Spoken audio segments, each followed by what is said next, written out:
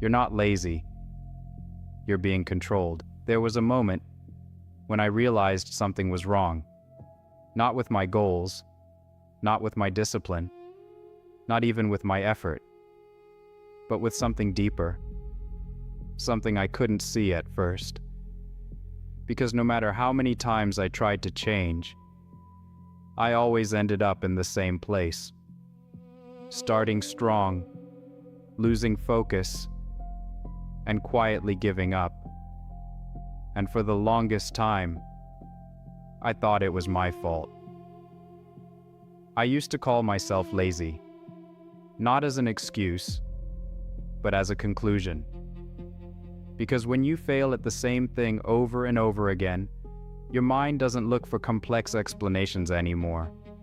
It looks for something simple, something immediate, something that can close the loop quickly. I'm just not disciplined enough. It sounded reasonable. It sounded honest. It sounded like something I could fix if I just tried harder.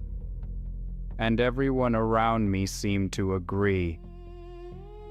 If you can't focus, you lack discipline. If you don't follow through, you lack consistency. If you feel tired all the time, you lack drive. So I accepted it. Lazy. And once you accept a label like that, it doesn't just describe your behavior. It begins to define your identity. It shapes how you think, how you act, how you expect yourself to perform. You stop questioning the system and start questioning yourself. Every day followed the same pattern. I would wake up with intention, a clear intention. I would tell myself, today is different. Today I'm going to be focused. Today I'm going to follow through. And for a short time, it felt real.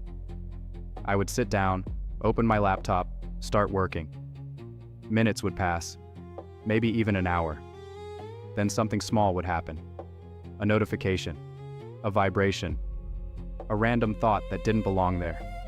Just 1 second of distraction. And that was enough. Because that 1 second didn't stay small. It expanded. It pulled me out of what I was doing and into something easier, something faster, something more immediately rewarding. 1 second became 1 minute. 1 minute became 10. 10 minutes became an hour. And before I even realized what had happened, I was gone. Scrolling, watching, clicking. Not because I made a decision, but because it felt automatic. At first, I thought the solution was simple. More control, more discipline, more willpower. But the more I paid attention to what was happening inside my mind, the more I realized something unsettling. It didn't feel like I was choosing to get distracted. It felt like something was pulling me. Not aggressively, not forcefully, but consistently, quietly, almost intelligently, like something that understood exactly when I was most vulnerable and knew exactly how to reach me at that moment. That's when I started noticing patterns, why everything was so fast, why everything was so easy to consume, why everything felt just engaging enough to keep me there, but never enough to satisfy me. Endless feeds that never reached an end. Short videos designed to reset my attention every few seconds. Notifications that appeared at just the right time, when my focus was at its weakest. Content that felt personalized, like it knew what I wanted before I did. And then it became clear. This wasn't random. This wasn't accidental. This was a system designed to capture attention and hold it. And because attention is no longer just yours, it has value. The longer you stay engaged, the more profitable you become to something else. And in that exchange, you are giving something away. Not all at once, but piece by piece. Your focus, your patience, your ability to sit with discomfort, your ability to do something difficult without needing immediate reward.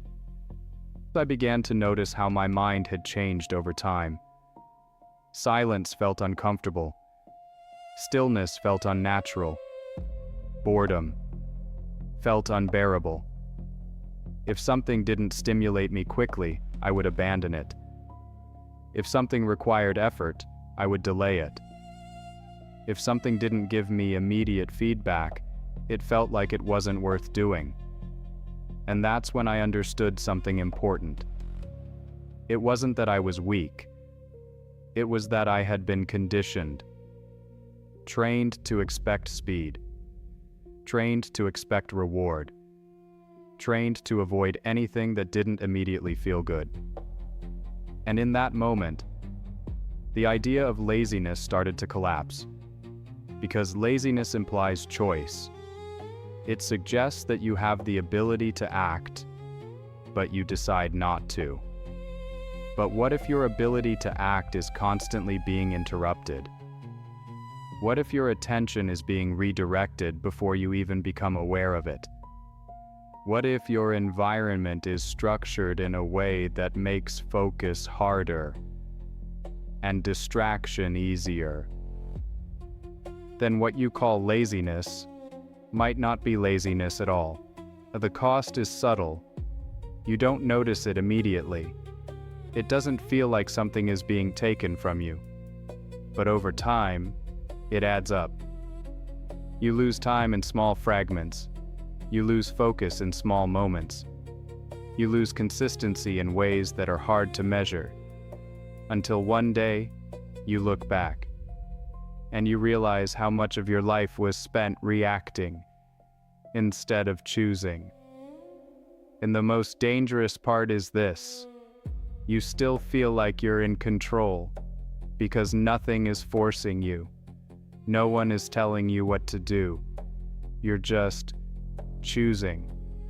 Or at least, that's what it feels like.